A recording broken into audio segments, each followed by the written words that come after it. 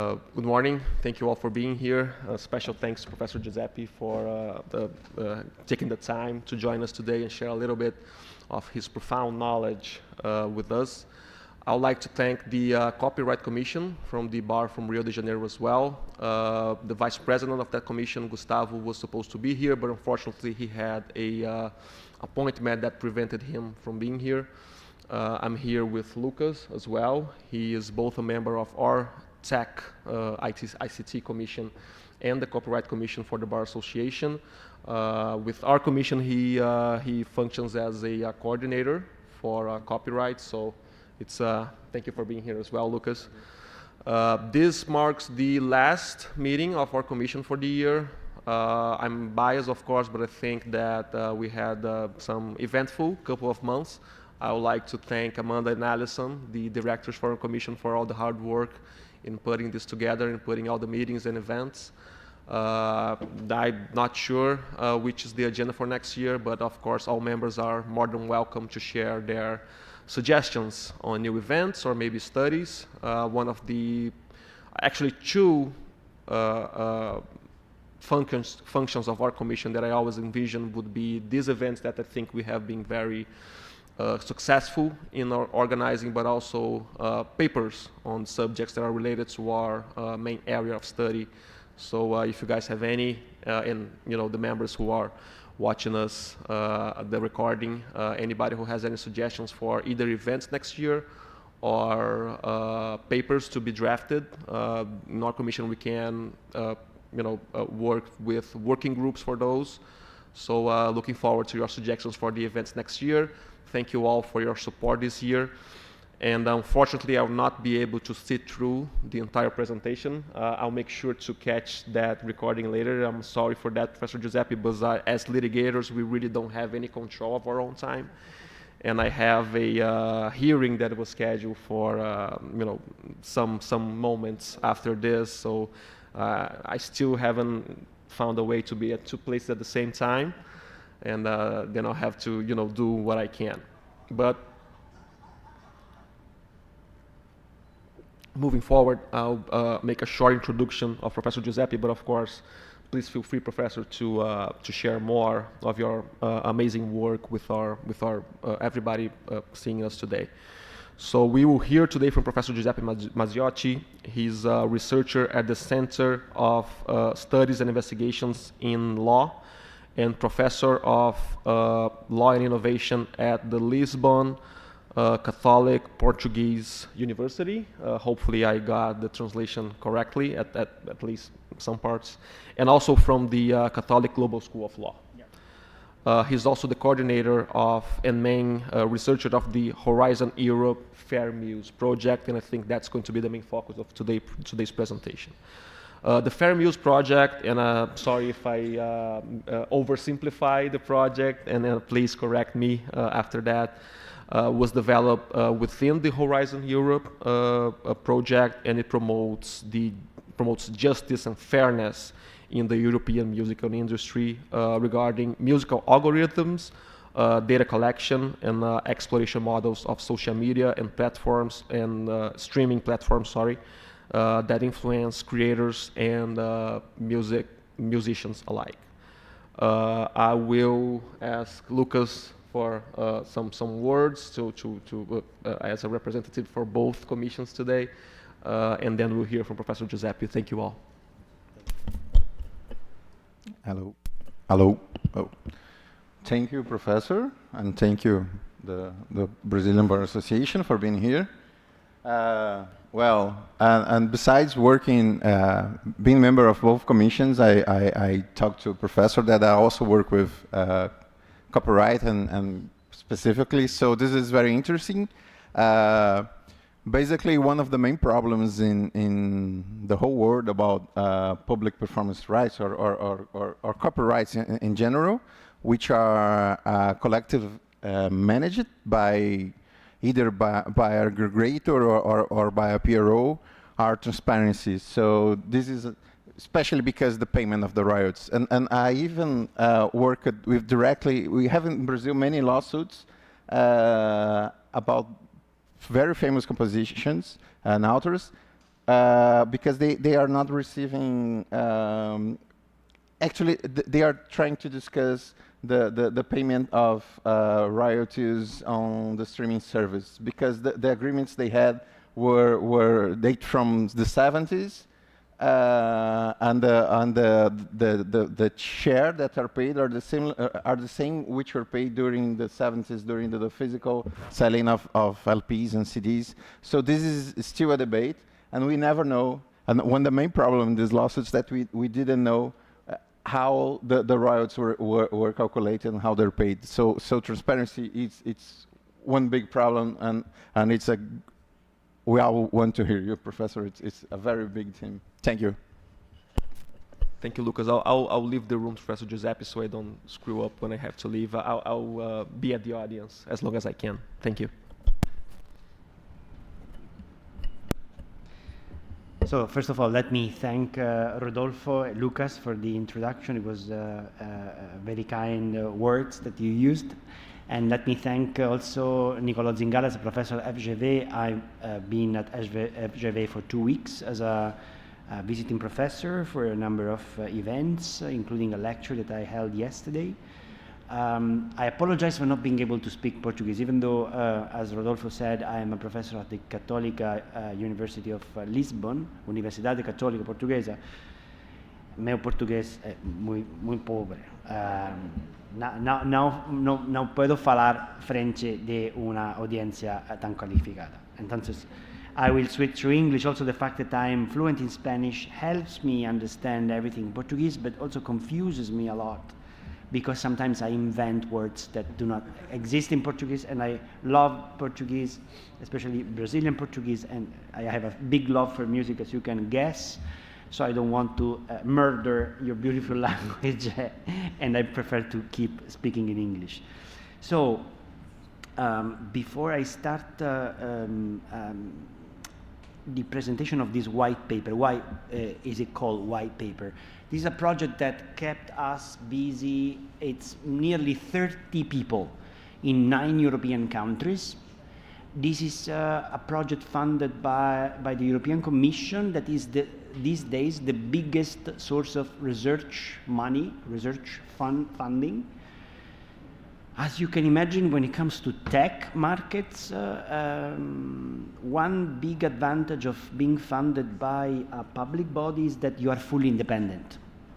So there is no stakeholder, no company influencing your work. You know, you're lawyers, I'm also a practitioner. So when you have a client, what you do is a matter of deontology also. You try to advise the client in the best way and pursue the interest of the client. This is absolutely part of the game. But when you do these kind of projects, you have to put yourself in a sort of impartial position, looking at the market, looking at technology, looking at music, as if you were a government at the end of the day, or a public interest organization, distancing yourself from the stakeholders. Obviously, I might have a natural inclination to side with the musicians because I studied music, I have many friends that are musicians, but I also have to be objective enough to see what other interests should be protected. You know, if we are here, it's also because the technological innovation we had in the past 20 years gave us services that we love. So Fair Muse, in Fair Muse, the concept of fairness, I think in Portuguese would translate as justiça. It's more than just, you know, in Italian we have the concept of correttezza, but it doesn't really do justice to the project. The project is more about what Lucas was saying, finding the structural reasons why music has never been so much available as it is these days, everywhere on our phone, laptops, everywhere.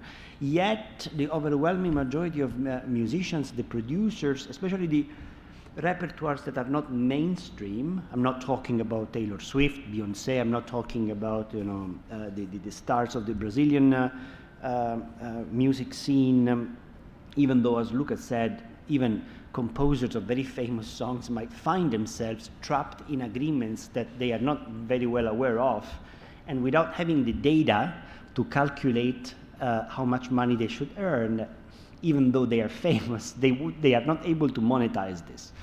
So on one hand, there is a strong sense of strong commitment to justice for the artists. On the other hand, there is this ambition in the project to try to understand how this magnificent technological architecture translates into compliance with the rights that are at the foundation of copyright law, even in Brazil. So just to briefly present, there are several souls in Fair Muse. One is legal, and as you can imagine, I'm a law professor, so I'm leading the law section. There is a media economics, or an economic perspective with a team of economists that sit mostly in Belgium, in Brussels. There was also a team of data scientists, because the problem is that without data, the metric to evaluate how successful your content is data. Data is in both the streaming economy and in the social media essential, because it's the way tech companies exploit their businesses. So with the data scientists, what we did mostly was trying to understand how the algorithms of every single service influence the exposure of content. These days, I would say the albums are no longer the most important thing, even though coming from, I'm in my 40s, late 40s, unfortunately, so I still have this kind of culture of albums, or the culture of, I come from classical music, of these big works, these fantastic recordings that are, historic in a way. These days, instead, as you might be aware of, it's more based on tracks, single tracks that are assembled either through playlists, successful ones, or by the fact that, you keep listening to music in a rather passive way, a little bit like you did with radio. Radio is still a prominent source of dissemination and money for music, but in a way that is personalized. Because the radio, if we switched a radio on now, even online, the radio has a curation. There is editorial control. Maybe there is a channel that specializes in Brazilian popular music. There is a channel that is more on electronic music. There is a channel that is more Anglo-American repertoire. Everyone chooses. There is a sort of curation. Whereas in the streaming world, you, to a certain extent, with your behavior, you signal to the platform what your preferences are, or vice versa. This happens even when you buy your things on Amazon or on other retail platforms. The platform knows you intimately. It knows exactly your guilty pleasures when it comes to listening to things that you would never admit you are listening to because they are too. This happens to me as well. So the platform has a sort of inherently deep knowledge of your habits, which is in many ways justified, because this is also good, because IKEA knows what kind of furniture I like the most, and I bought the IKEA furniture everywhere. But at the same time, there is a problem of privacy. There is a problem of how we get exposed to contents. So I was talking, I think I was talking to you about AI. Fair Muse is not very much about AI, first of all, because it started being developed when AI was not like mainstream as it is today, but also because even before generative AI became so prominent and everyone could start, experimenting with these tools, ChatGPT, DALL-E, and Suno, and others, Stability AI, there are so many. We wanted to preserve the human input. The project is about preserving the human-centered dimension, not only of copyright, but also of the remuneration system.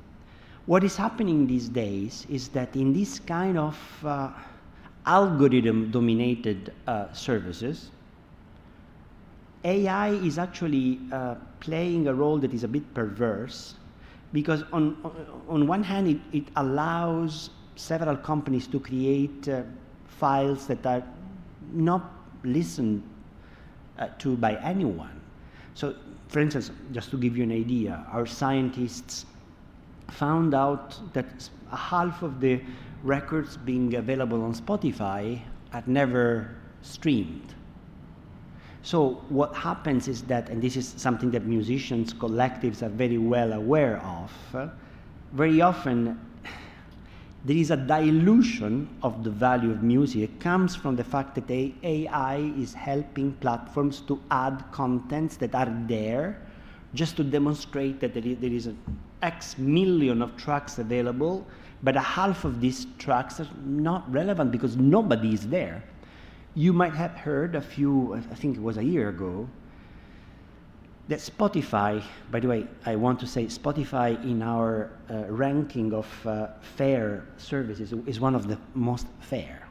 And yet you find a lot of complaints about Spotify for reasons that escape my comprehension, because sometimes musicians are very irrational, and that's the reason why they sign these agreements. They completely forget about them, and then they are very mad and they tell you, but I don't receive money.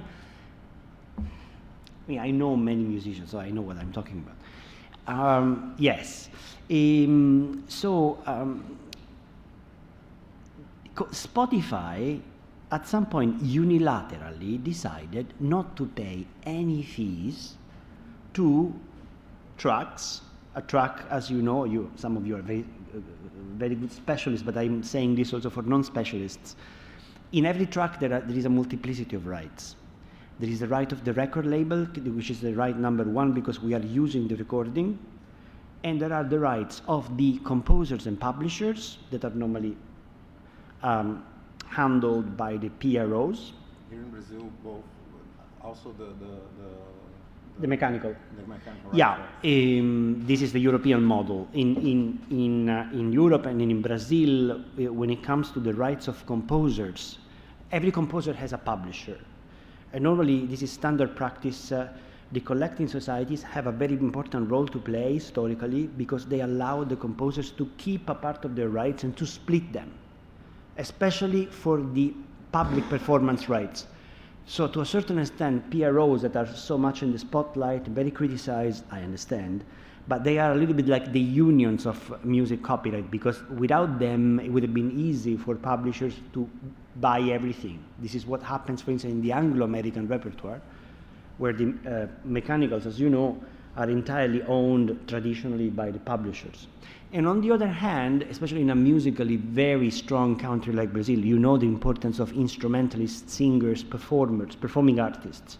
They are by far the weakest because, first of all, music copyright does not reward performance as much as it rewards authorship, but also because it's in the practice of the recording industry that some artists are top, prominent, featured, the artists without whom you wouldn't buy the record, you wouldn't go to a concert in Carioca da Gema or whatever, one of the many venues, or Vivo Rio, excuse me. But then there is a community of musicians that are session musicians, without whom there would be no rhythmic section, no choirs, no arrangement, nothing.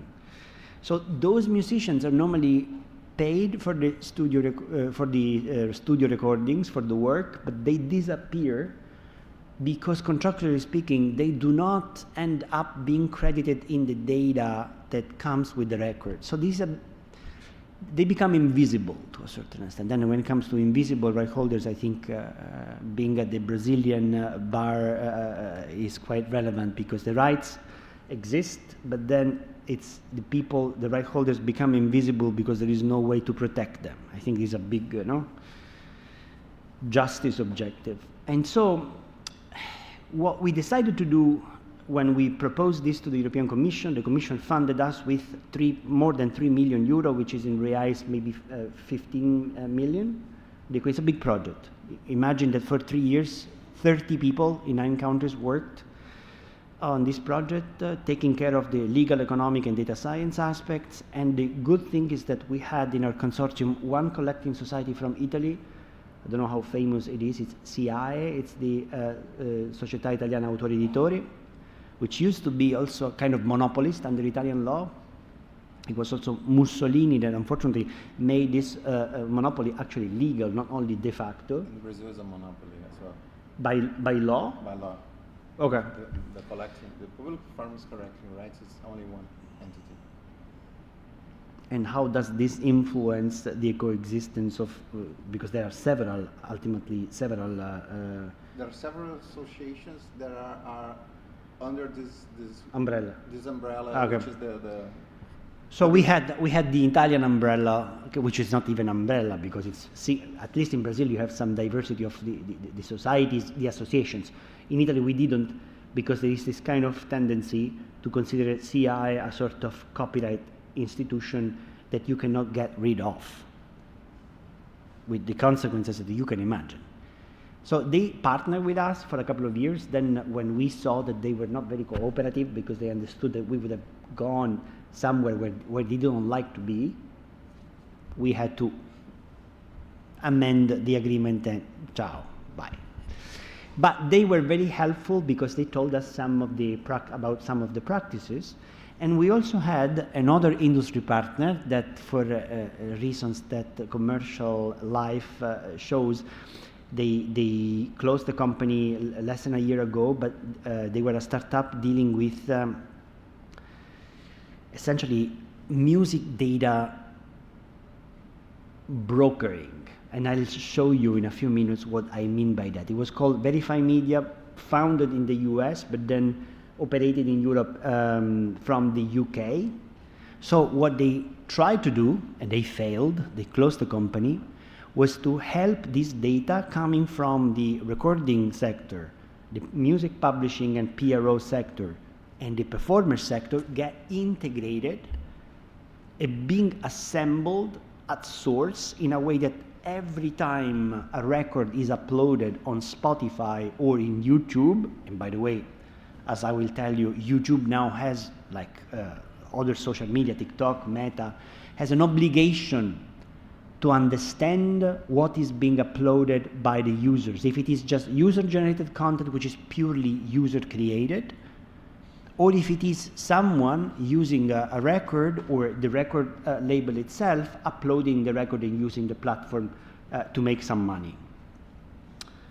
So what I will try to sketch today is a presentation that we will give at the European Commission's headquarters in Brussels on Tuesday, so I have to fly back.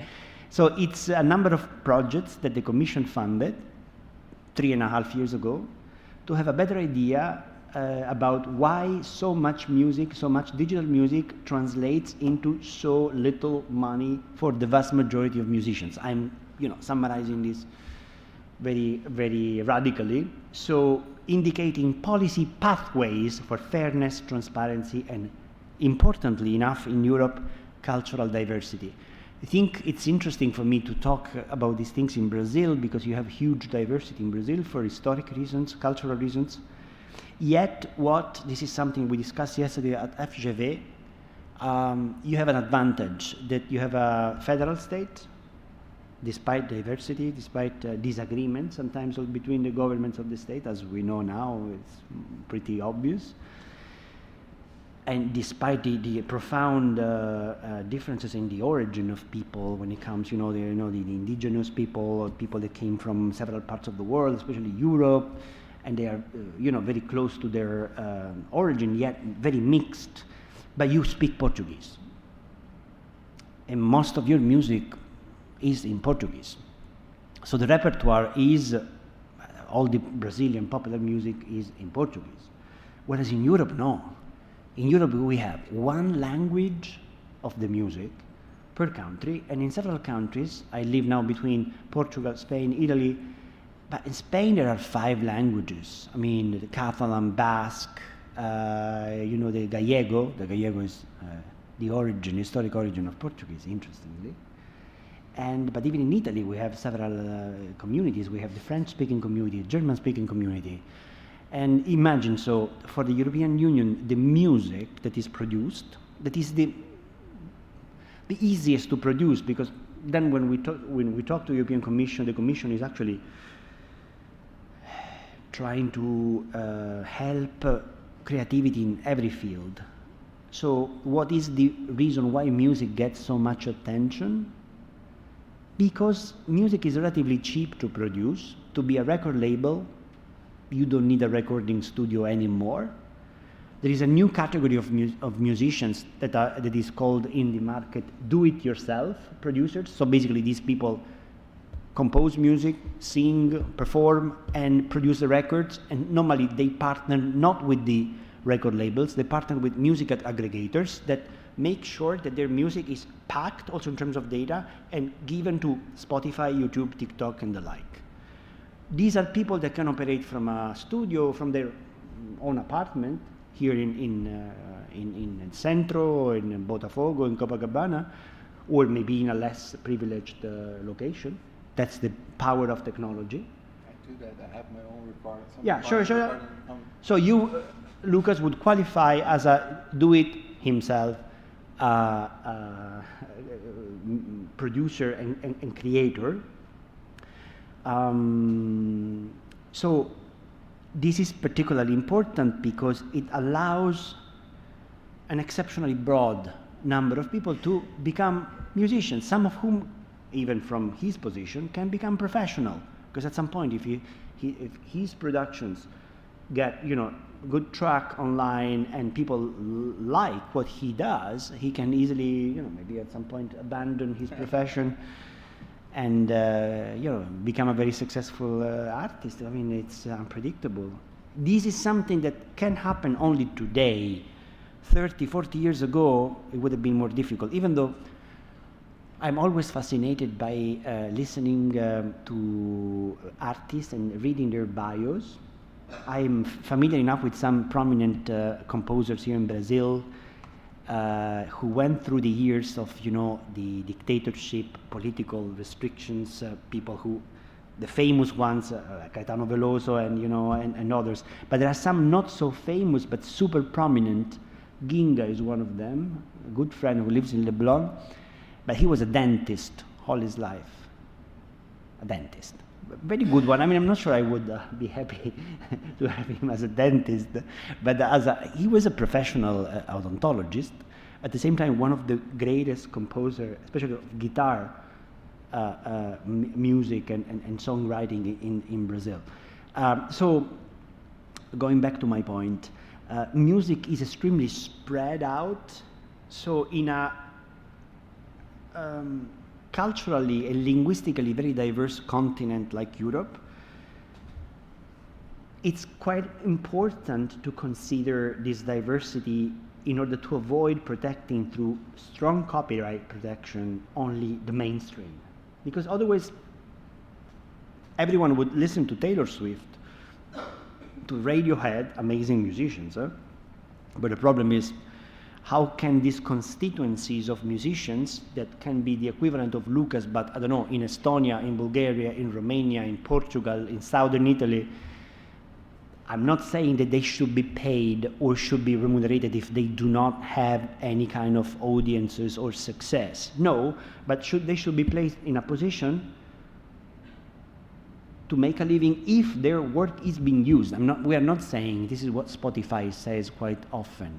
Oh, there are too many musicians willing to become a musician because they find, being a lawyer or being an accountant being boring, so they want to become stars. Yeah, there is an abundance of people that find music attractive. I mean, I'm sure even some of you would love being musicians, but I'm sure that you love also your profession. So one of the arguments is that this beautiful technological environment created a problem of over-choice. Too much music, also too much audiovisual content every time we access Netflix, but even when we watch Globo, there's so much stuff. So with AI now, frankly, the reason why I'm skeptical about AI is that if we struggle to decide what to listen to and to watch, even with simple human-created music or audiovisual works, who is going to enjoy AI-created works, to be honest with you? But this is for another discussion, maybe with some drinks on a rooftop one day. So we try to observe this context that I already told you about, you are very familiar with, especially the shift from physical records that we all love. I think, I mean, you're also very young, but I mean, some of you have records at home, no? So we now find ourselves with this gatekeeping role by Spotify, YouTube, Apple Music, TikTok, and their algorithms and their data and the agreements they sign, especially with big labels, to influence visibility and remuneration. So what we need is fairness in economic, cultural, and democratic terms. We believed from the beginning that as lawyers, we would not have understood the problem, and we would not have found, I mean, a solution that's too ambitious, too arrogant, but at least a way to address the problem without interdisciplinary research and without talking to the professionals. It goes without saying that we try to talk quite many times also to big tech. Big tech is notoriously less inclined to talk, because the whole industry, as you know, is based on secrecy, confidentiality, sensitivity of the commercial information they handle. So we were very happy to establish a cooperative relationship with Spotify, for instance, with Deezer, but we didn't have, I'm being honest, we don't have the opportunity to talk to Google, Meta, TikTok. We met them at public conference where I managed to go and ask questions. This is also my role. And what we did, but also because as a lawyer I have many connections in the tech world, I had the privilege to speak to some of the people who work for Google in copyright and are now either retired or they were laid off. Because the good thing of the tech companies that they fire people. When they fire people, they fire also highly ranked people, and they're the best people to talk to. Obviously, they have confidentiality obligations because they are paid quite a lot of money. But you can play a little bit with them because they no longer have the pressure of having the company not asking them, ordering them not to say anything to Giuseppe or to Lucas, okay? Or to the PROs, especially the PROs. So the main objective, as also Lucas' introduction pointed out, was to try to enhance transparency in this kind of galaxy of data, repertoires, services, business models, and trying to find, at least for the European Union, a sort of a standardized way to present this data in order to bring some integration and some clarity, some transparency. The project started also at a time we were just exiting from COVID, and COVID, at least in Europe, I know that Brazil is was different in the way the health emergency was handled, but in Europe was very tragic because many governments were very afraid of the consequences of COVID. So we spent like a year and a half in lockdown. And the promise of big tech that normally is, oh, we don't pay you money, but at least you become famous. So if you go to a big music hall, you fill the hall. At that time, first of all, it's not true, not entirely true. Second, at that time, the performing venues were closed. So this kind of logic, I get visibility online on TikTok with my, choreographies, with my cool friends. At that time, they couldn't perform anywhere. So there was a sort of tilted system because we were all using platforms, at least in Europe, but also in other parts of the world, even to order food or to see some live shows. But we couldn't go anywhere, and we couldn't pay concert tickets through which these musicians get the money. Okay, so it was, on one hand, the consolidation of this digital platform dominance. On the other hand, a sort of frustration of the musicians and their producers because they couldn't really make money anywhere. So they deeply relied on subsidies, But in the European Union, subsidies are not granted by the European Commission. They are granted by the ministries of culture at local level. I was very jealous, very envious of artists being subsidized by Germany. They get quite a lot of money, but artists subsidized by Italy, Greece, Portugal got nearly zero. Okay, so it was a sort of failure, market failure. We love this expression. So why fairness, and I would translate it as justiça in Portuguese, has a multi-dimensional perspective. It needs several principles. One is equitable remuneration based on data that must become available. There must be an algorithmic accountability by platforms. And now we have in the European Union some of federal laws like the Digital Services Act that you might be interested in, or Digital Markets Act, that give special responsibility and special obligations to platforms in order to make their algorithms more transparent. Not totally transparent, but there must be an explanation of how the algorithm works. In Europe, we have a mandate also under the European Constitution. It's the treaty to respect cultural and linguistic diversity. There is a need, especially when it comes to the individual members of the PROs and the performing organizations, to facilitate participatory and democratic data governance. And then this idea of making creative labor sustainable from an economic point of view. So I don't want to go into detail of this. Imagine these three packages: the legal one, the economics related one with the market structures. We try to understand, in particular in the green circle work, how the different business models influence the value of music. So there is a big difference between social media, of course, and streaming services. And in Europe, as I will say in a minute, now we have a sort of assimilation of these platforms, because at the beginning of the social media industry, they could just rely on the notice and take down mechanism that came from the US, then the e-commerce directive in the European Union, and then the rest of the world followed this logic of neutrality, even Brazil, no? The problem is that, especially in a kind of not particularly proactive music market like the European one, the negotiations with social media when it comes to professional music, professional recordings, didn't work well. For nearly a decade, only YouTube paid a little bit because they had their own content ID system. But for instance, Meta, till a very few years ago, didn't pay anything because they just said, if you don't want your content to be there, you have to notify us and we will take it down. But this is this sort of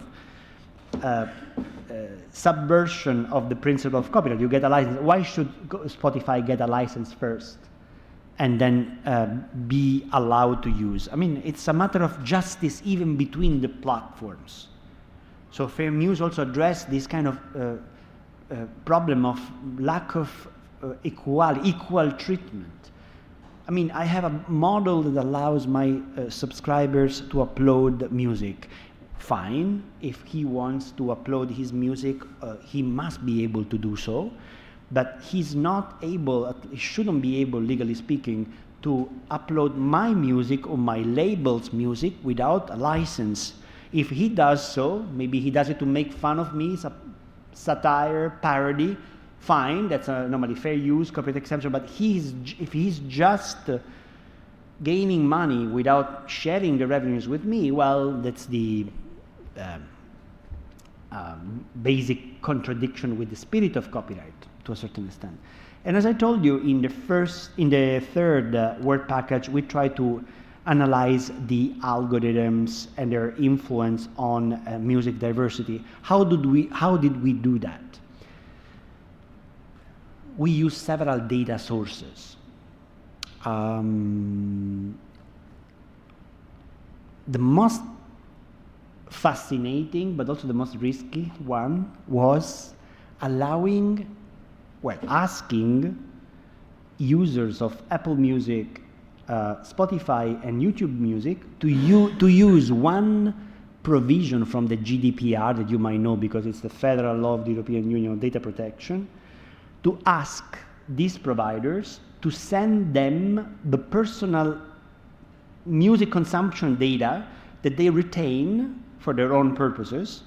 And every user of Spotify, every user of Apple Music is entitled to request as a matter of data portability.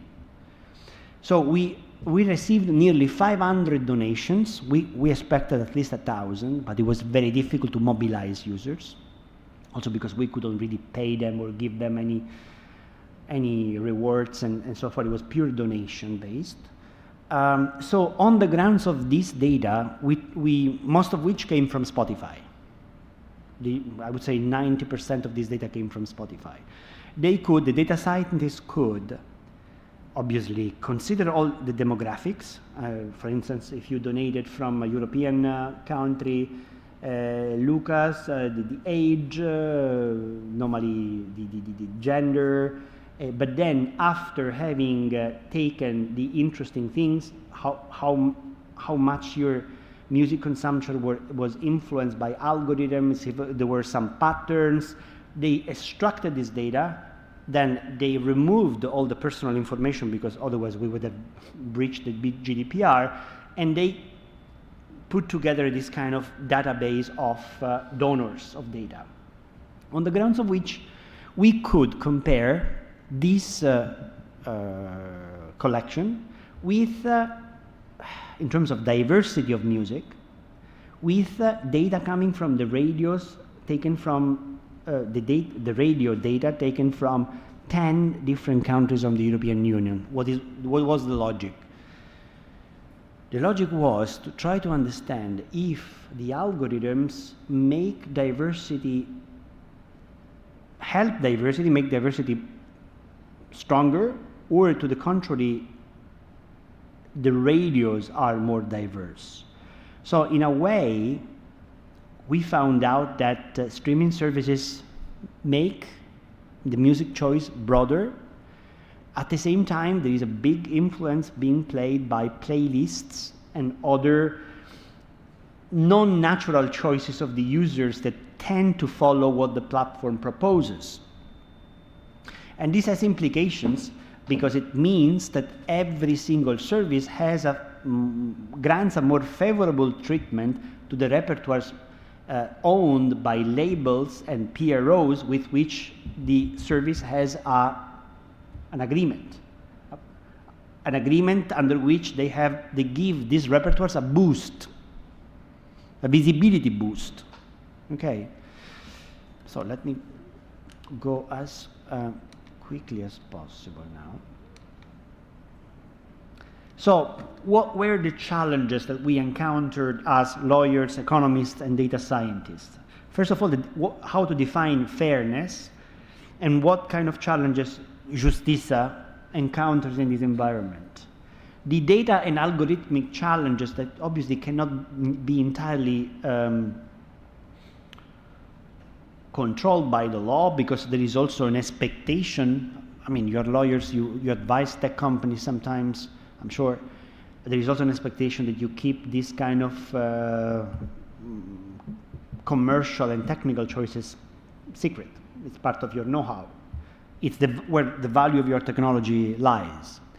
And then there are some institutional and enforcement challenges because, you know, the European Union masters regulation, but then sometimes it sets the bar too high. It's like the New Year resolutions, when you say, oh, this year I'm going to run around the beach for 10 kilometers every day.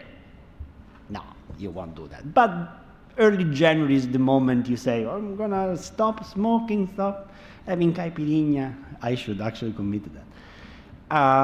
But it's unrealistic. It would be good for your body, would be good for your relationship, for your family, but then it's not realistic. Very few people manage to run every day and to be like marathon runners. The European Union is a bit like that. As you probably understood even from another continent, they put very ambitious things in the law, but then it's difficult to enforce these resolutions. So we obviously, we had to consider also this contradiction between the good propositions and the institutional and enforcement dimension, considering also one thing that relate also to the difference of Brazil as a jurisdiction. In the European Union, we don't have a single copyright system like the Brazilian federal copyright. No, we have a multiplicity of directives that is an instrument of European law. That means that the member states, 27 now, have to conform, have to comply in their laws with those objectives, but each of them has a different legislation. So when you own a copyright in Europe, you don't own just one copyright, you own 27 copyright and bundles of right that comes from every single jurisdiction, Italy, France, Spain, Portugal, Germany, and so forth. Because of the international harmonization and even more so the EU law harmonization, these rights are very similar, but you are lawyers, so you know that every territorial right can be sold to a different potentially licensee. You can actually segment the market according to the convenience of your client. So this is quite important to understand why the European Union raises challenges in Brazil you wouldn't have to deal with. Because even in the US or in India, these are federal countries where at least the IP, the definition of IP rights is federal. It's a big thing. Probably a half of the project, maybe 1/3 of the project wouldn't make sense if we had a federal system in the European Union, okay? We spent nearly 2 years in comparing how 10 different countries transposed the directive, especially one directive from 2019. So in Brazil, you wouldn't have this work. There is no difference between Pernambuco, Santa Catarina, Rio de Janeiro, no.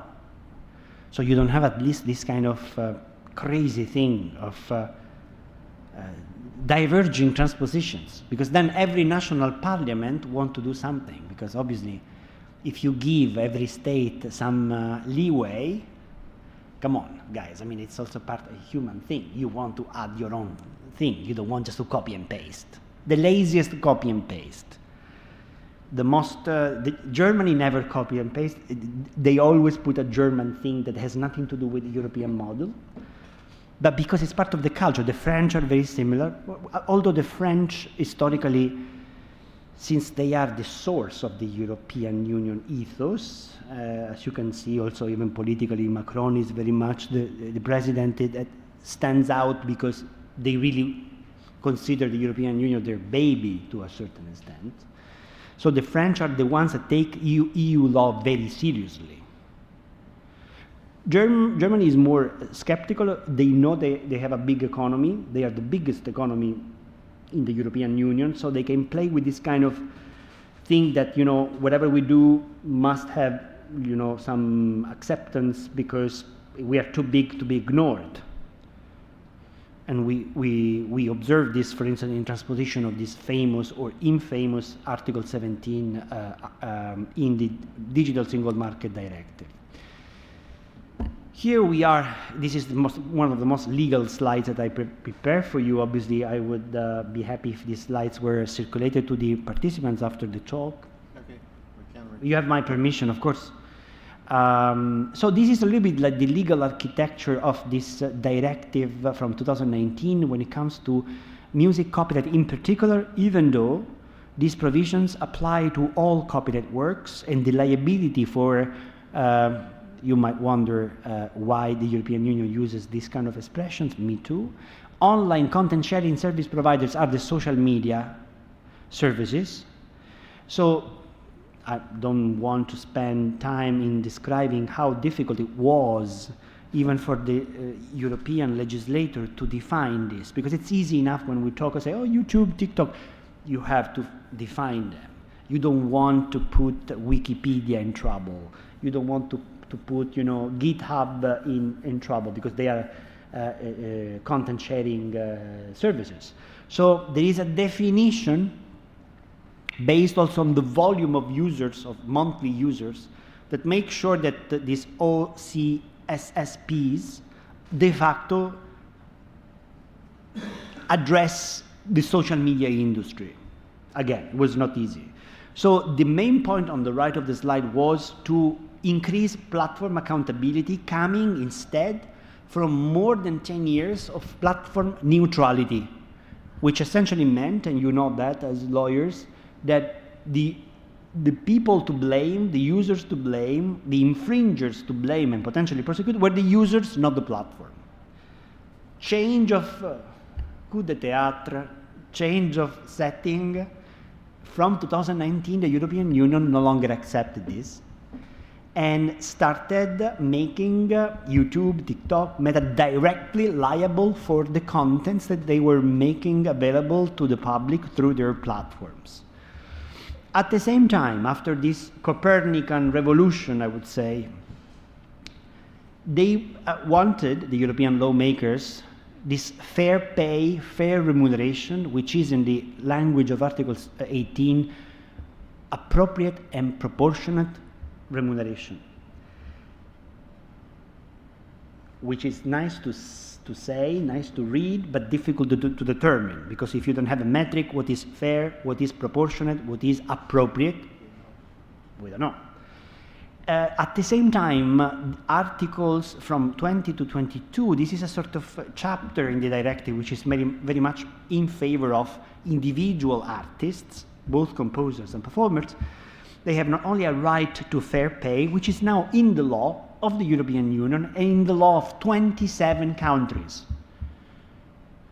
So you know, I mean, you're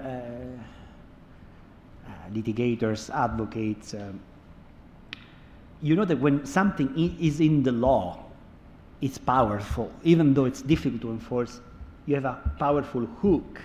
You go before a court, you can try to enforce that principle if you bring evidence. No, this is powerful. At the same time, since we know that it's very difficult to access the judicial system, I mean, your professional fees are not affordable for everyone, no, unless you have some help or an organization that pays the lawyers for the right holders, like for instance the composers in a PRO. They also, the lawmakers in the EU, made this alternative dispute resolution, ADR, system mandatory in a way that every platform that is concerned with this increased liability has to put these procedures available. Not only for the users, because some users might find their content being blocked, it's very frustrating, especially users doing a lot of, you know, memes or satires or parodies, or the comedians very often, because they use something creatively that gets spotted by the algorithm and gets cut. The alternative dispute resolution system works also for that purpose of, you know, preserving media freedom, freedom of expression, but it works, should work also for the artists that do not get a sense of how much their content is being exploited by the platform. Then something interesting, there is a revocation right being codified, which works, it works depending on the transposition that every member state made, but the logic is that if your work is not being exploited, or if the value that is being extracted by your publisher or your legal labor is much higher than the fee that was paid to you for the license or the assignment, you have a right to adjust your fee. This is something that is still to be seen in practice. It's a renegotiation right. It's not only a revocation right, because renegotiation should precede revocation. For instance, when it comes to other industries, several countries made the revocation rights inapplicable. For instance, the audiovisual industry. Because if you give a film director, a screenplay, or one of the co-authors of a movie the possibility of revoke their rights, normally the production of a movie takes up to 5 years. this would destroy the production logic, no? So for the music sector is more realistic, but it's not happening yet because these things take time and normally have a collective dimension that, again, needs time to be established. And then what we consider a sort of bomb thrown in the system, so potentially a game changer, this transparency right. So Article 19 considers the objective of fair, meaning appropriate and proportional remuneration of human creators, possible only if there is transparency regarding the way the music, the recorded music is exploited, and how much money is being earned by the platforms.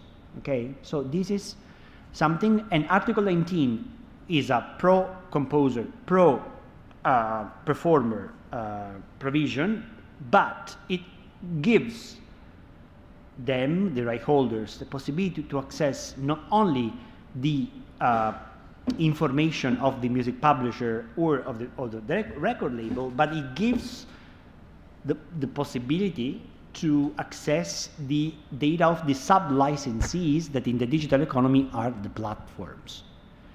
So the justice that they are pursuing, the EU lawmakers are pursuing, is inside the music industry first, following the usual conflict composer-publisher or performers, record labels. But then, when the record labels or the publishers do not really know much about how YouTube or Spotify exploits the music, they have direct access, a direct claim against the sub-licensees, which is kind of interesting, and again, the best is yet to come in terms of potential. These are the countries where we did the examination, also the comparison between the transpositions of these articles. The purple ones are the original countries that our consortium partners are from, and we were able, through this expertise that we have in the group, to cover also very big economies in countries like Germany and Spain. So, after these nearly 3-year research efforts, we tried to identify some things that obviously are not satisfying and satisfactory. For instance, we found that Article 18's, the fair remuneration principle, is difficult to enforce. It should be made more enforceable and made stronger, creating some common parameters to define what fairness is in terms of remuneration. We believe that, musicians, artists cannot be protected fully, especially with the advent of AI, with this incomplete EU copyright harmonization. We don't have a federal copyright system. We don't have an answer, but this is also true in several parts of the world, about how to treat AI-generated or AI-assisted works. You might have heard about some cases, the Getty case in the UK, the GEMA case against OpenAI in Germany, having conflicting outcomes. We don't have the same standards of transparency in collective management, despite the harmonization of collective management rules in the European Union from 2014 onwards. So we have countries where collective management is more evidence-based, more technology-proof, and other countries where artists are a little bit like, not ditched, but their organizations heavily depend on either data brokers or joining other societies and their hubs to be more competitive. So obviously, we are also doing work. We are producing like a sort of MOOC for musicians to make the right holders more aware of their rights and their enforcement opportunities, not only by court, through court, but also through ADRs. And then we don't know yet in the European Union how the copyright-specific legislation, in particular this platform liability under Article 17, can coexist with these much bigger, much more horizontal laws like the Digital Services Act and the Digital Markets Act, both adopted in 2022. They came into force, became applicable in 2024, but for a number of reasons, they are not applicable to streaming services. Why? Because Digital Services Act and the Digital Markets Act define, respectively, very large online platforms and service gatekeepers in a way that only the big tech services get labeled like this and are forced to comply with the disclosure requirements of the two regulations. Streaming services are still too small to qualify as big platforms, big services. So this legislation actually doesn't apply to them. Applies only to YouTube, TikTok, Meta, and the like, as you can imagine. And they were, there is this kind of power of the European Commission to designate a platform as a very large online platform. And when there is a designation, which is an administrative act, from then onwards, the package of transparency obligations of the DSA becomes applicable to that company. You can imagine several companies started appealing this. Obviously, it's part of the game, no? There is an administrative decision. But, you know, then you go before the Court of Justice. The Court of Justice, which is a sort of Supreme Court of the European Union, reviews this, as in every judicial system. And so far, the European Commission has been supported. So one of our problems is that these streaming services that can be dominant, like Spotify, are not so big yet to be subject to this regulation. So the transparency goal is not properly boosted with regard to those services.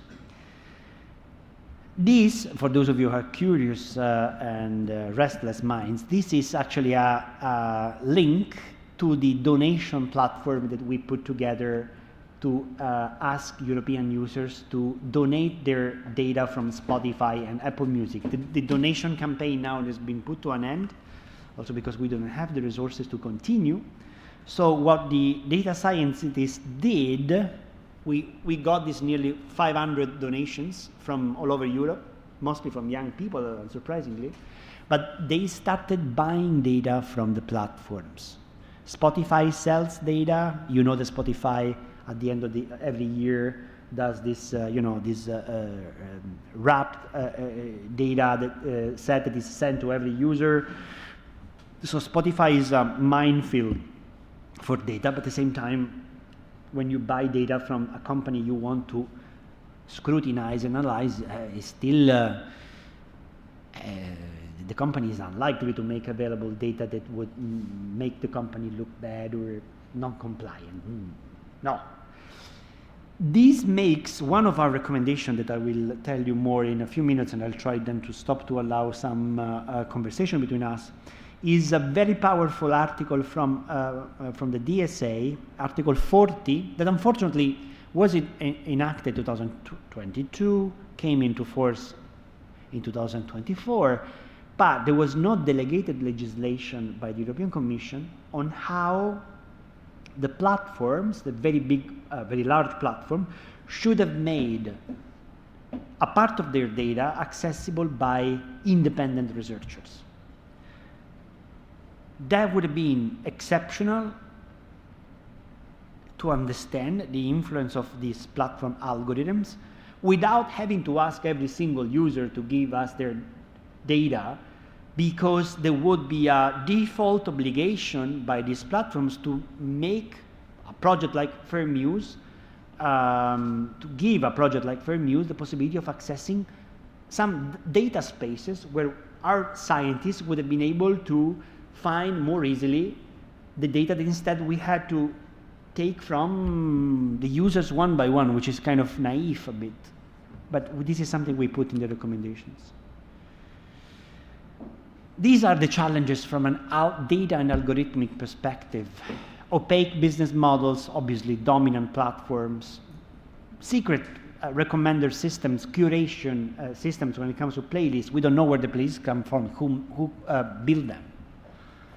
We don't have metrics to define fairness in this environment, so we need some of them.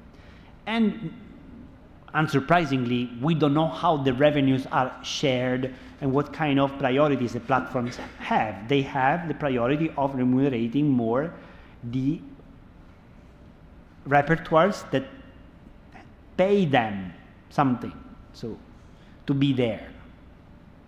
Very weak data portability, we had to engage in the donation campaign. There is a restriction to access data at least till this powerful Article 40 will be given some effectiveness.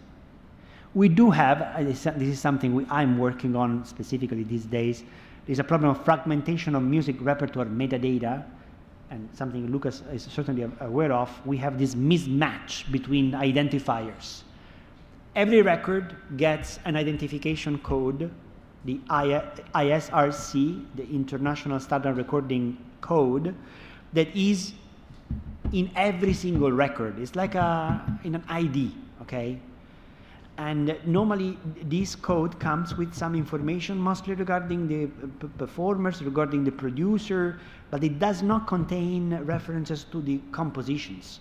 So this ISCC, the International Standard Work Code, gets bundled with the record identifier only after release and after use. And so it's up to the musical compositions licensors, the PROs, to provide this kind of pairing of identifiers to make sure that the reports submitted by the tech companies can be read. Because one of the problems that PROs have, they receive reports based on usage of records, not on usage of compositions. Because compositions, once again, are abstract, and they can be recorded endless times, because that's the nature of copyright. Copyright started covering compositions written on sheet music. Now many people no longer do that because they do the record, the do-it-yourself artist, but there is a sort of fundamental distinction between the abstract musical composition that you write on sheet music, or you think about, and there's a sequence of chords, and there is a big difference with the performance of that music put in a record. So the two things are two, legally speaking, distinct objects, and we have a fragmented system. We don't have, as soon as a recording is made available through digital services, we don't have this unity of data. So this creates a chaos. Obviously, this also makes streaming frauds and manipulation easier, because obviously, I told you also some platforms have been accused of using AI-created tracks also to dilute the value of music to make artificially more tracks available. And obviously, we have a problem with artists not being digitally literate and aware, and this was your point at the beginning. This is actually a slide we used recently. You might wonder why some of the circles are colored and vivid and others are like ghosts, because that's what is happening.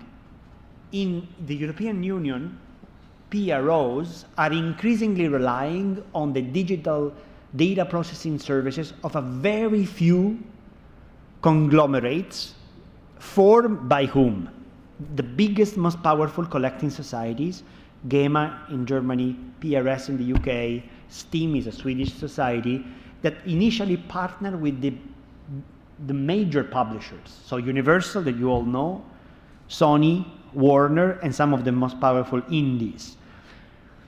In the past few years, other conglomerates or other aggregation of musical composition rights got formed. For instance, Harmonia was a Southern European one with Italian, Spanish, French, Portuguese societies. They stopped operating nearly 3 years ago. On the left hand, this Nordisk Copyright Bureau that at some point became Polaris, became a company, but now they are they're closing operations at the beginning of 2026. Why?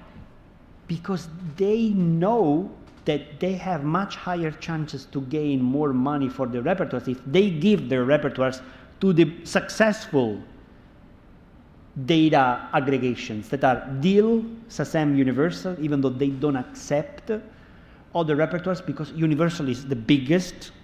So they have a exclusive partnership with SACEM. SACEM is the French bureau. SACEM, meanwhile, if you look on the right end of the slide, ditched at the Pura Harmonia, obviously instigating this kind of animosity towards the French that we don't need more reasons, but now. So the poor Mediterranean countries and also the poor Portugal has been ditched by the French. And so we are observing the move of these important repertoires that mostly concern the non-Anglo-American, the non-Latin American repertoires, because those are the biggest ones that were originally taken by the colored circles. So we are observing, we were talking about this even yesterday with Nicolò at FGV, this creation of these big, powerful hubs that from a competition law perspective can be justified only in terms of efficiency. Because without them, this is what we heard in dozens of interviews, how can you negotiate with TikTok, with Google, with Meta, if you do not unite repertoires? We spoke to some CMOs. CMOs are the way we call PROs, from Romania, from Greece. They told us as soon as we joined ICE as the biggest one, our revenues tripled overnight. Overnight. Because if you don't have this data infrastructure to interpret the reports based on records, you cannot claim the right. So I think we have to refine this because there are some inaccuracies, because imagine that these are commercial deals.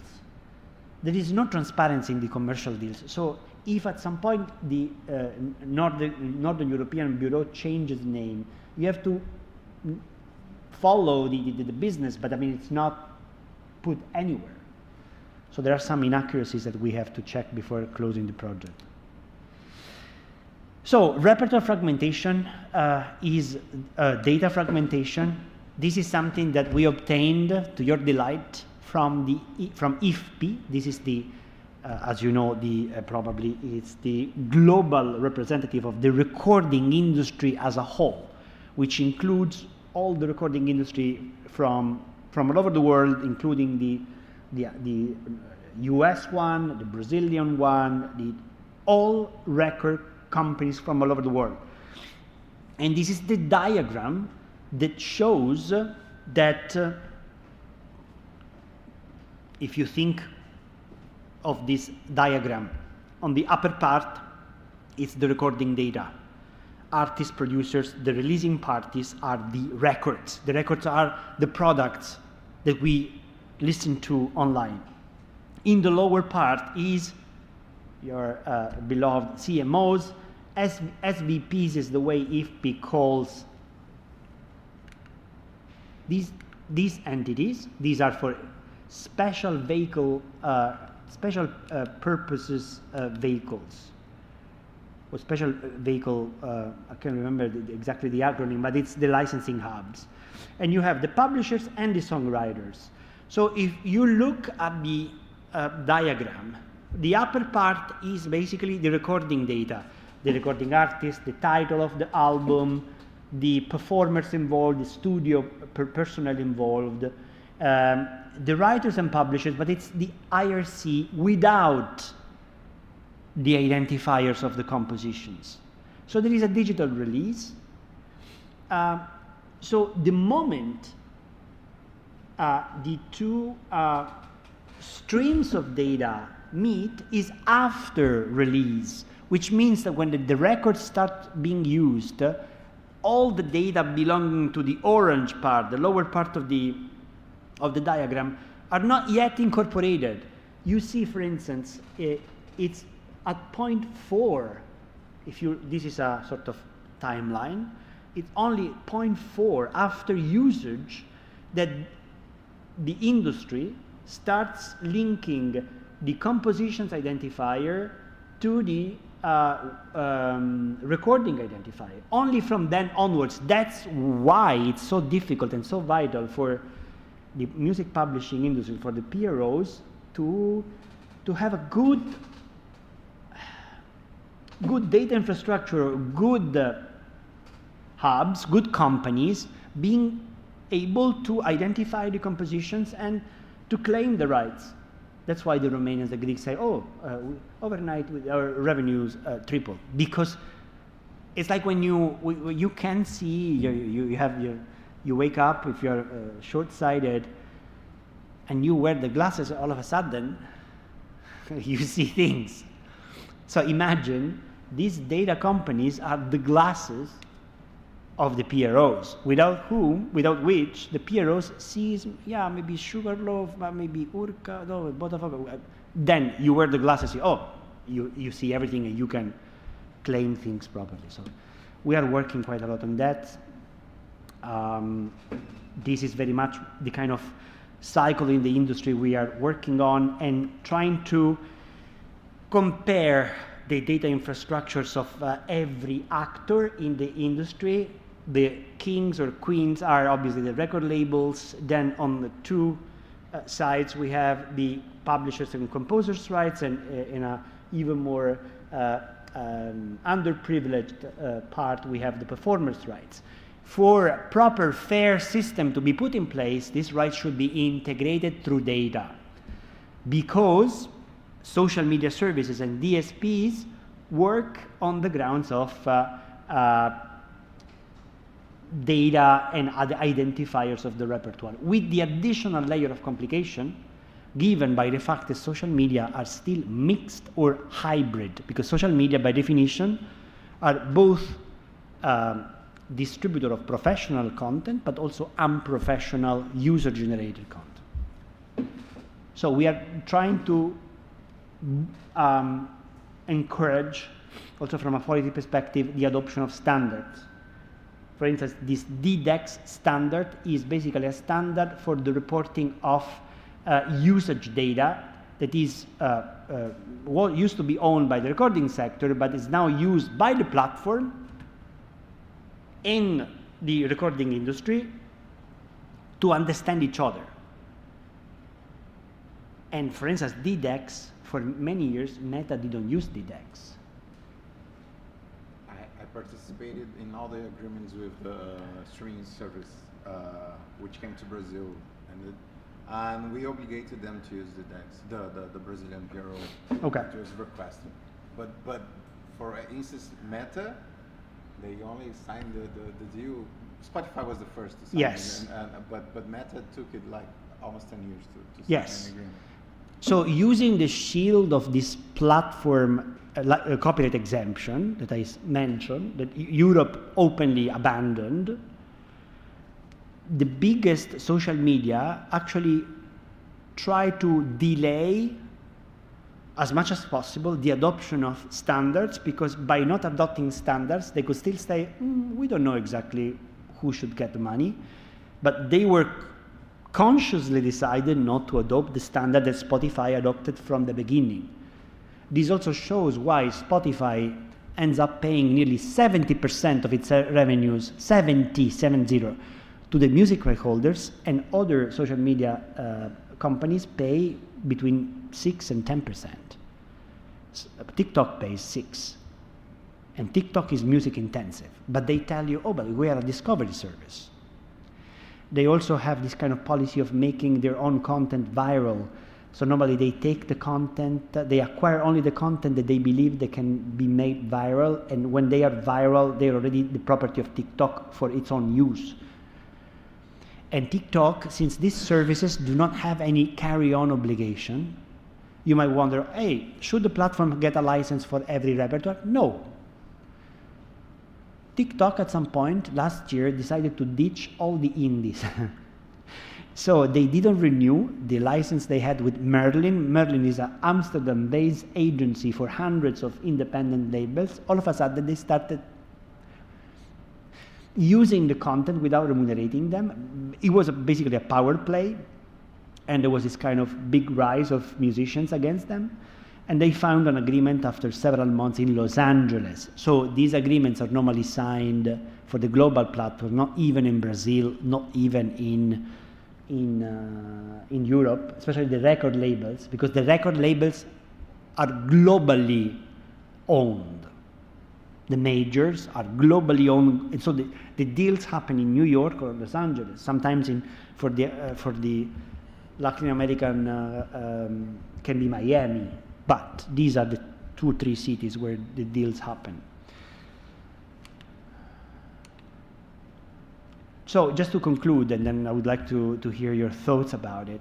We have multiple obligations to grant data transparency in the European Union. For the CMOs or PROs, we have this Article 19 in the 2019 directive, and we have also this obligation for DSPs and social media to make their usage data available to CMOs for the purpose of collection of rights.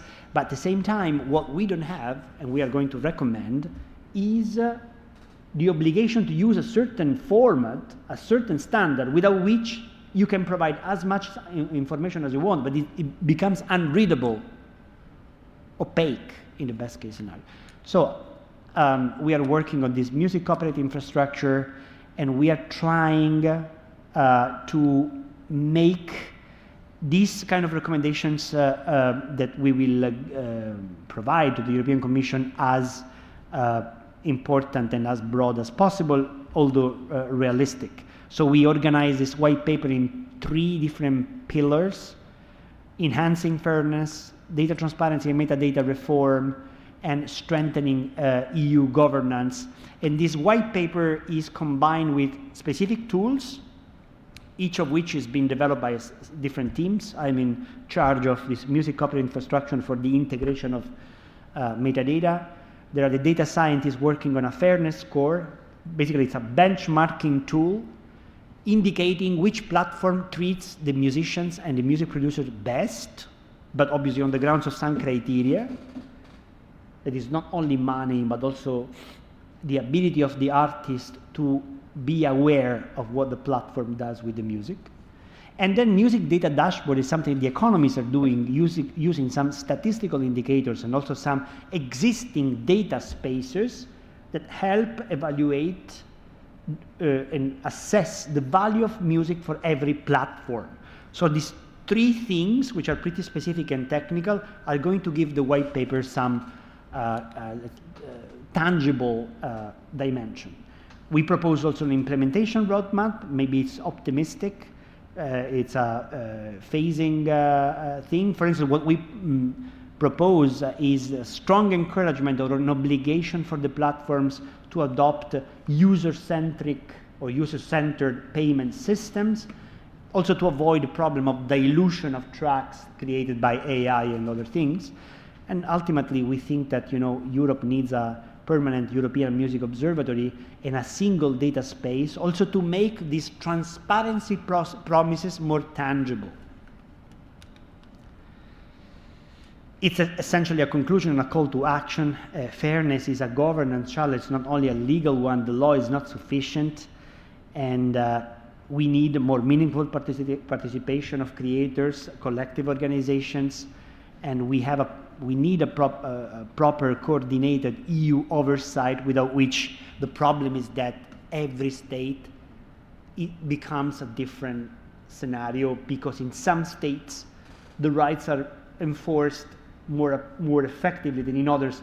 When I told you about the difference between some very rich countries in Europe and some countries where the institutional support is very weak. So we aim to provide research tools and roadmap, but the real challenge is the implementation of our recommendations.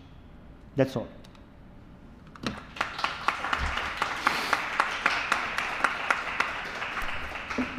Well, thank you very much, Professor. This is very interesting.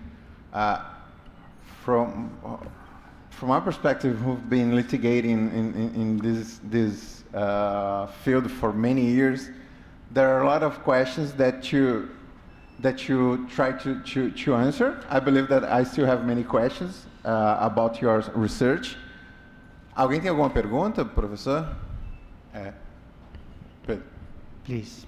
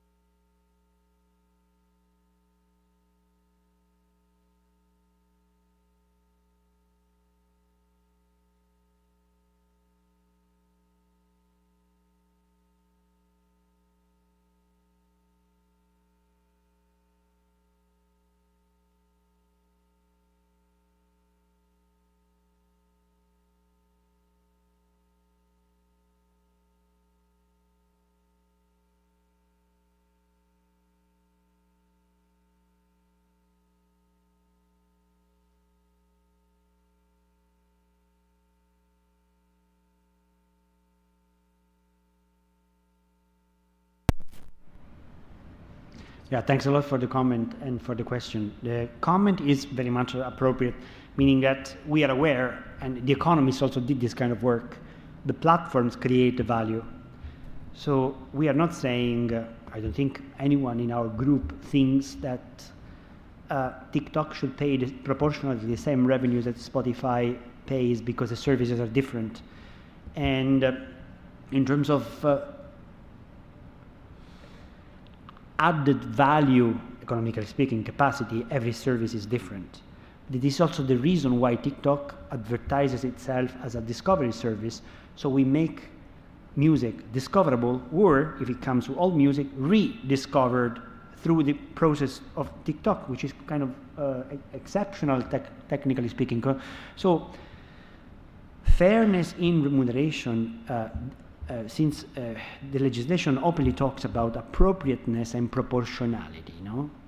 If there is an input provided by the platform that boosts repertoires, the platform, let's say, capacity should be properly considered. So I just, by mentioning these different percentages, I didn't want to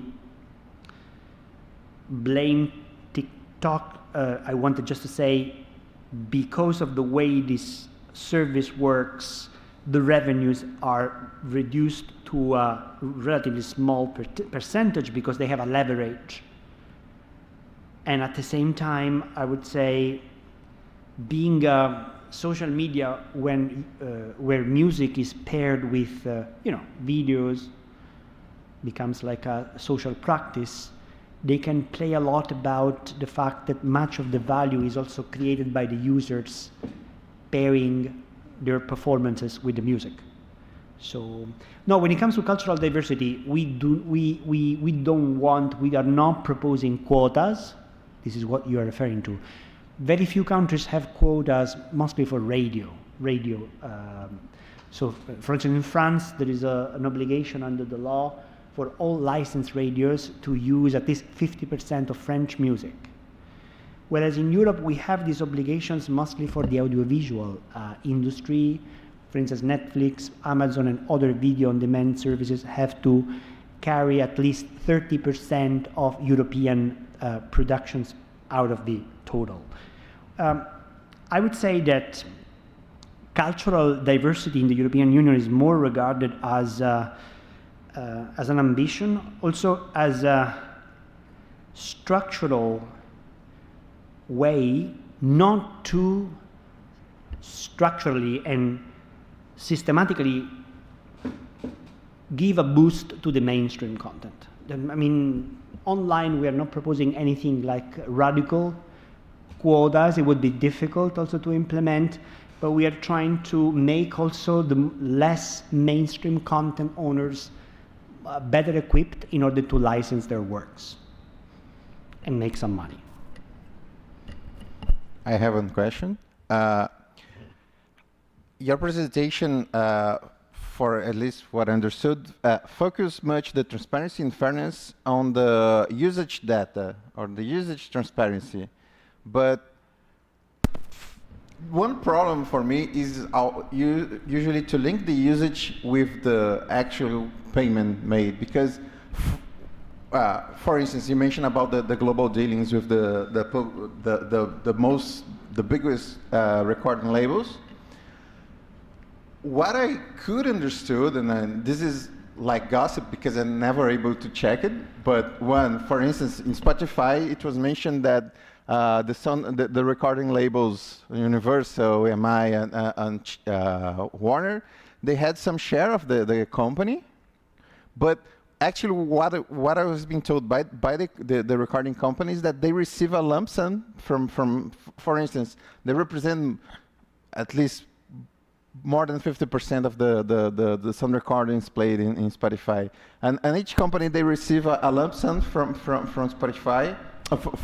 Because they were originally they were shareholders, but I mean this ownership was reduced to a minimum. But it's true. I mean the origin of Spotify should be understood properly. But I have a physiological question. Can you stay till noon? Do you have time to stay till noon? We still have 10 minutes. 10 minutes left. Can I use one just to go to the restroom? Okay. Good. No, because I really want to talk properly about it. Many drinks yesterday.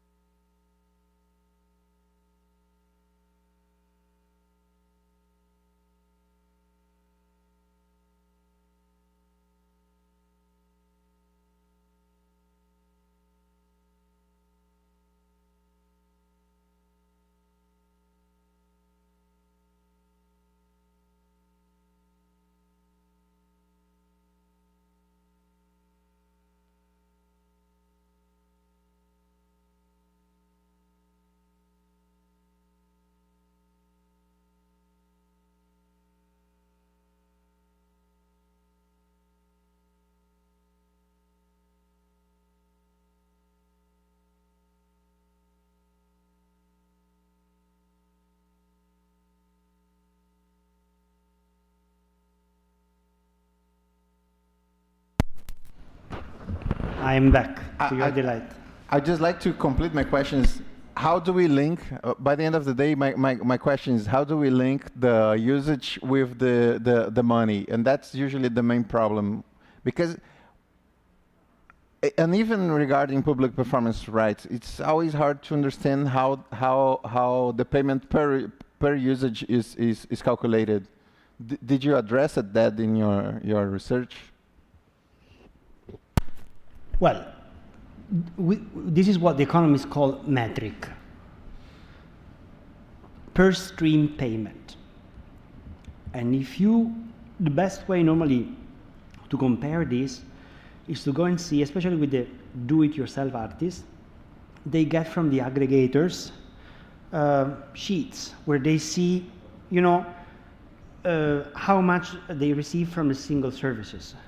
So for the streaming services, the simplest metric is the number of streams, okay? It's also a metric that Spotify uses not to pay, which is kind of abusive in our view, any fees to those tracks that do not exceed 1,000 streams, okay? So in the logic of streaming services, it's pretty simple to anchor the remuneration to the volume of streams, because that's the business model of streaming services, in a way that, the tracks with a higher number of streams proportionally gain more than the other tracks. You have to imagine this, that when it comes, every remuneration package is like a pie. The recording fees are normally 4 or 5 times higher than the compositions fees.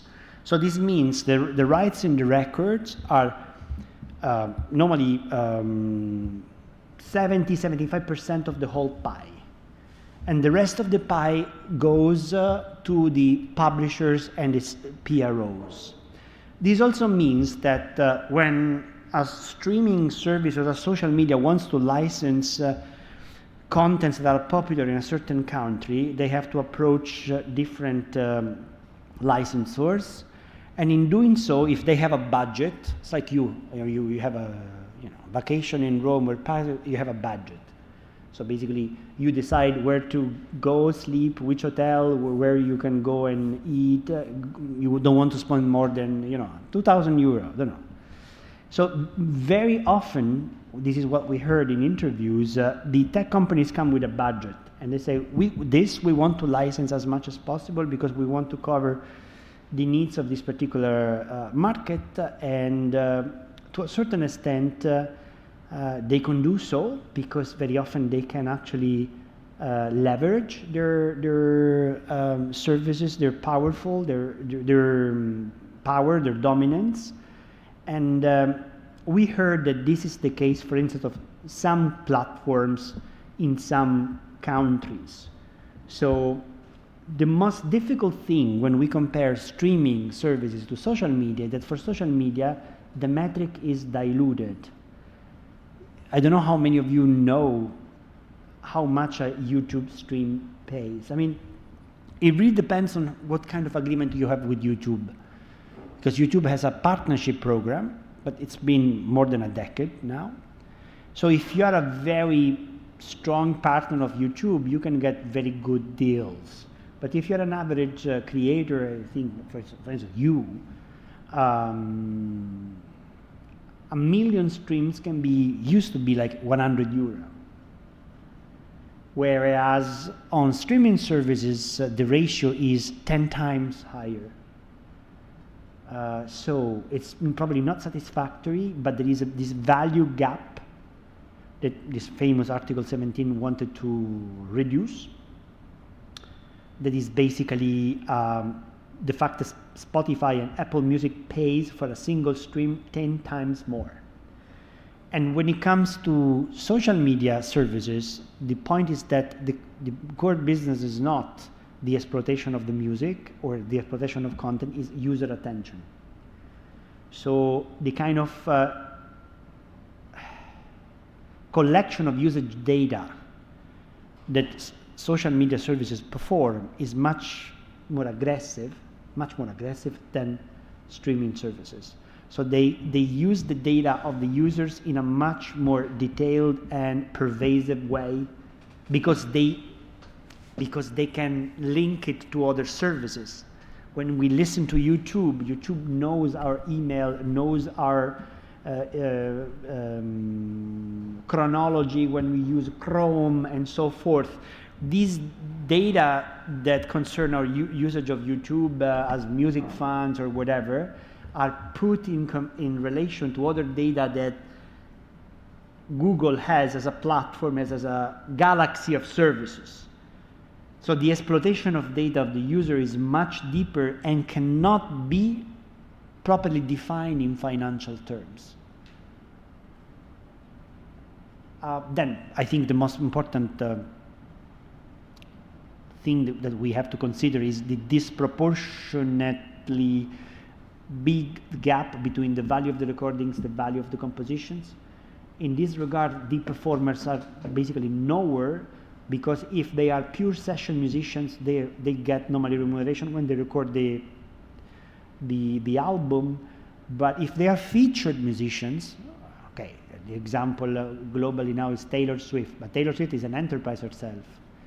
And normally the performers these days are also the producers, and the producers of the record. So to a certain extent, the labels outsource the production of a recording to the main artist, who has a sort of circle of professionals, the agent, the studio recording engineers, that make sure that the artist is the producer that sells the rights in the record to Universal. So in the past few years, the featured artists acquired power, also self-production capacity, but not the self-production of the do-it-yourself artist. Taylor Swift has dozens, potentially hundreds of people working for her. So she's not just a performer. She's like a company herself. So there are some claims about why recordings keep being valued so highly vis-a-vis compositions. It's a market dynamic ultimately, and also the fact that they control the system in terms of data. They are the playmakers to a certain extent. Professor, have one more question.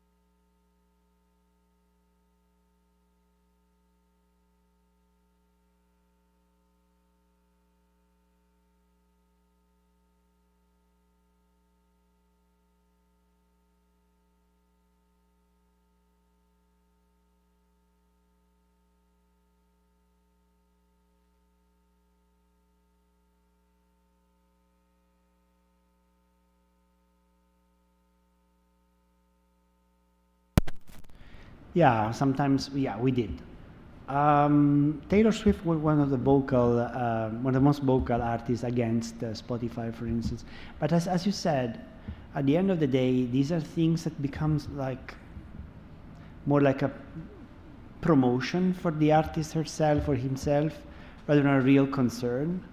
Because what we observe very clearly, but this is was known even before the project, there is a sort of polarization of the music industry, where the stars becoming much more powerful because of the filtered bubbles, because of the algorithms, because of the logic that, you know, something that gets successful gets even more successful and viral, and things that used to be niche get even more peripheral. So going back to the question about cultural diversity, something to invest upon in terms of regulation, or at least monitoring, is discoverability, findability, rather than quotas, because quotas would be very bureaucratic, very difficult to also because of, you know, music is produced across countries.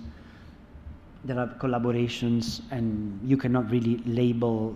I mean, sometimes you can, but I mean, it would add an element of bureaucracy and admin that, frankly, in this chaos is not necessary. So yes, lots of good propositions, especially from, you know, but Eminem, you mentioned Eminem, but Eminem is involved in a number of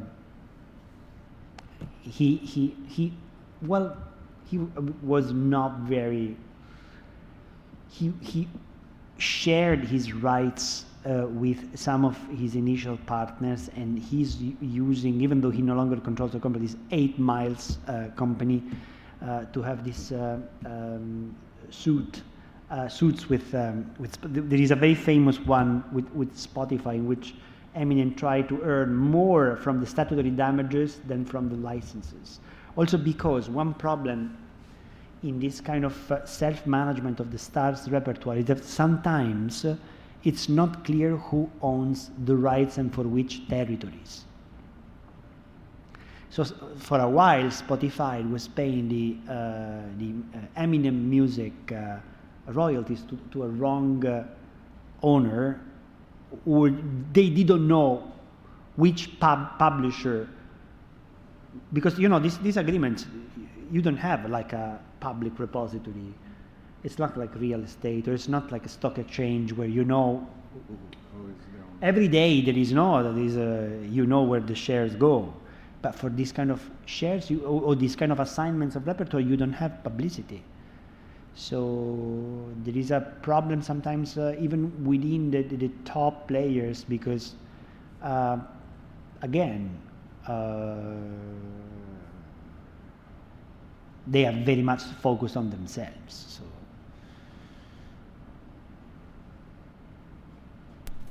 And then in Europe, well, we have lots of stars, but mostly at national level. The greatest stars are either UK-based or US-based. Maybe now reggaeton in Europe is very successful too. But in Europe, we have this thing that Italy has its own music industry champions. So in terms of cultural diversity, in some countries, the national repertoires are by far the most successful one. So this concern is mitigated by the fact that people naturally sing in Italian rather than in English, where Polish sing in Polish rather than in English. So to a certain extent, cultural diversity is in the way people develop their own taste and preferences. So we do not recommend major or radical intervention in terms of quota, as I said. Well, Professor, thank you very much for the presentation. Pessoal, muito obrigado pela presença de vocês. A gente está encerrando por hoje. Valeu, obrigado. Bom fim de semana. Muito obrigado. And for those of you who are interested in getting to know more about the project, I have a very few flyers I brought with me, but the website of Fair Muse is very informative. We are also publishing something on my talks in Brazil. We are publishing also the results, the deliverables. Progressively, you'll find lots of slides, lots of data, lots of documents, articles. We also got recently a Web EU award because the website has podcasts. So if you're curious about it, the website is going to survive the end of the project, so it will be online for a few years. So hopefully it will be a good source of information for everyone. Muito obrigado pela presença.